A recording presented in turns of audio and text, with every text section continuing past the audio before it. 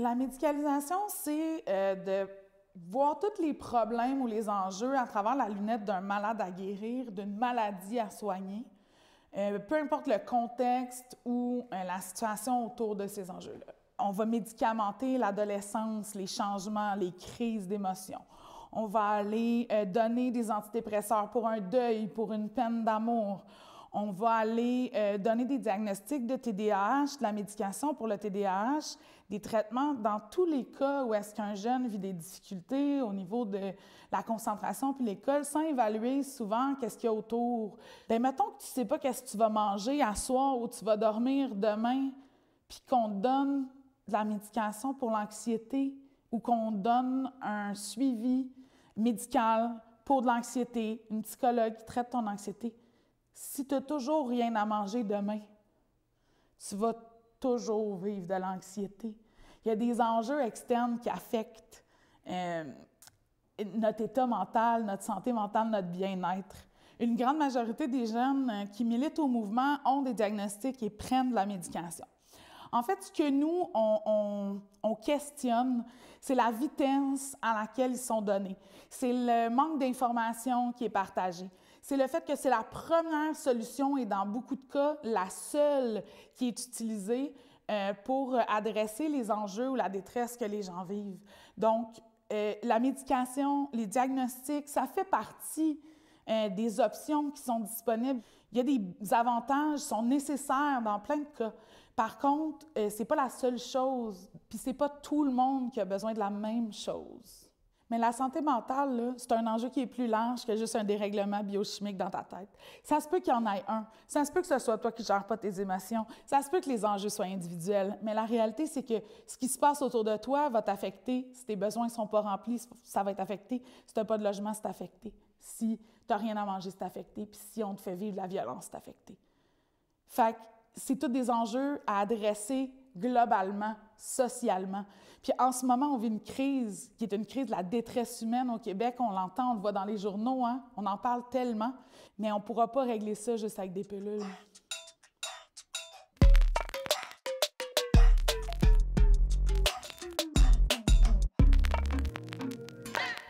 L'anxiété de ne pas savoir où dormir, ça paraît juste un enjeu social, mais c'est un enjeu social qui impacte la vie complète du jeune. Avoir un logement, c'est d'abord un droit aussi, il faut le rappeler. Le fait que ces jeunes n'ont pas ce droit, le droit d'avoir un abri, le droit d'avoir un chez-soi qui donne aussi une sécurité. Aux auberges du cœur, c'est 60% des jeunes qui arrivent qui ont des problèmes de santé mentale. Ils arrivent avec des sacs de pilules.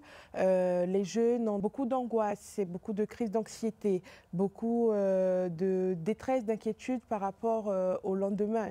Il n'y a pas de logement, il y a de l'instabilité. Qu'est-ce qui va se passer pour nous? Donc, on va surtout recevoir des médicaments pour un peu tous les petits défis de la vie, comme en situation d'itinérance, soit le stress, l'anxiété, soit l'inconfort de « OK, on ne sait pas où est-ce qu'on va dormir ». Ça peut être un panoplie d'affaires qui nous amènent à la médicalisation par la suite. Essentiellement, quand les jeunes recherchent des services, ou se font interpeller en P38, en garde d'établissement. Par la suite, on va leur donner certains services, mais les services psychosociaux qu'il y a, premièrement, ils sont pas étendus, sont pas vastes. Puis ce qu'on a dans notre caseload, nous, comme pour traiter la santé mentale, c'est souvent la médication. Fait que ça arrive souvent qu'une personne en situation d'itinérance n'a pas réglé sa question de logement, n'a pas réglé sa question budgétaire, peut-être qui est arrivée là, n'a pas réglé ses enjeux familiaux, puis elle va se ramasser avec plusieurs médications en itinérance. Mais là, l'affaire, c'est que c'est souvent méconnu des professionnels où tu as peut-être des enjeux au niveau de ta consommation aussi. Parce que si il faut que tu restes dans la rue, il faut que tu restes réveillé, il faut que tu checkes ton stock, bien, il faut que tu consommes pour le faire nécessairement. Ça se peut que tu ne dors pas depuis 4 jours, tu commences à entendre des voix, mais là, ils vont voir ça probablement plus d'un œil psychiatrique plutôt que d'un œil, je dirais, holistique, de la chose de globale, la patente. Fait qu'elle est prédominante dans un fait de, dépendamment de la médication, rester actif, c'est-à-dire pour survivre, puis d'autres fois, ben, c'est un symptôme d'un manque de considération globale de l'itinérance, puis des jeunes en général aussi. Les jeunes qui ont déjà des difficultés d'accès aux soins se retrouvent encore pénalisés parce que pour la plupart d'entre eux, ils n'ont pas de carte d'assurance maladie, donc déjà l'accès est difficile, mais ils n'ont pas de suivi aussi. Quand ils ont des accès à un médecin, ils n'ont pas de suivi à cause justement de la crise de logement, cette instabilité résidentielle. Il n'y a pas d'adresse. Ça fait qu'ils reçoivent des soins, mais qui ne sont pas adéquats, qui ne sont pas encadrés, qui ne répondent pas forcément à leurs besoins. Il y a de la difficulté à répondre aux rendez-vous de suivi pour savoir s'il faut ajuster les médicaments qu'ils reçoivent ou s'il faut réduire les doses.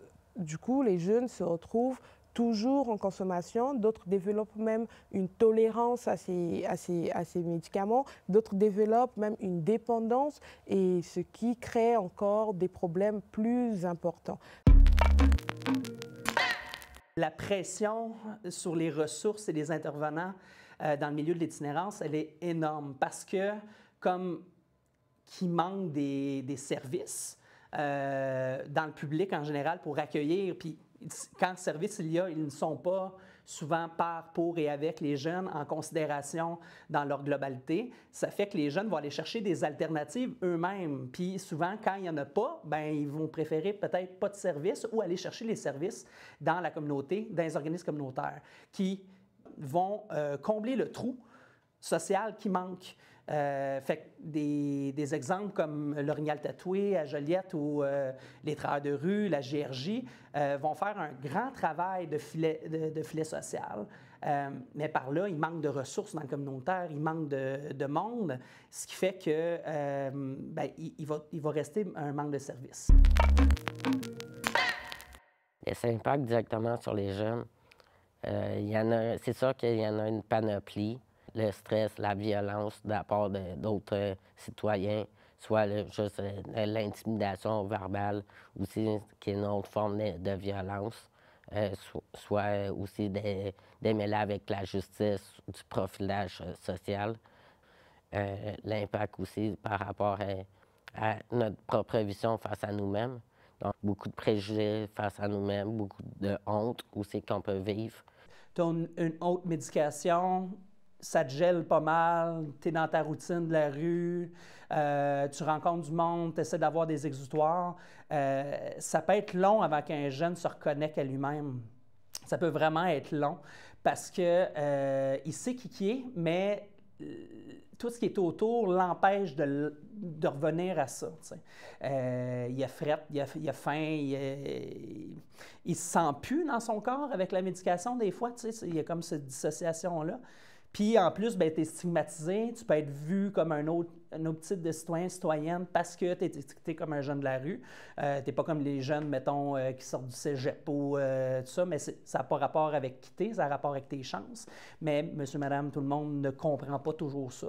C'est global, ces impacts-là. Puis pour un jeune, ben, avec les services qu'il y a en ce moment, c'est souvent juste à lui de pédaler pour essayer de s'en sortir. Puis aux organismes communautaires d'attraper la main quand le jeune est prêt. Là.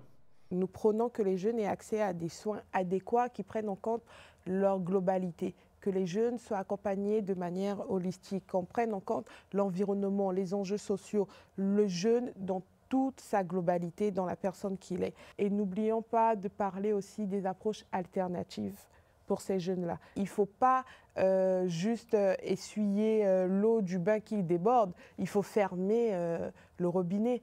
Donc, juste parler de médicalisation en pleine crise de logement fait partie des réflexions à avoir pour fermer le robinet.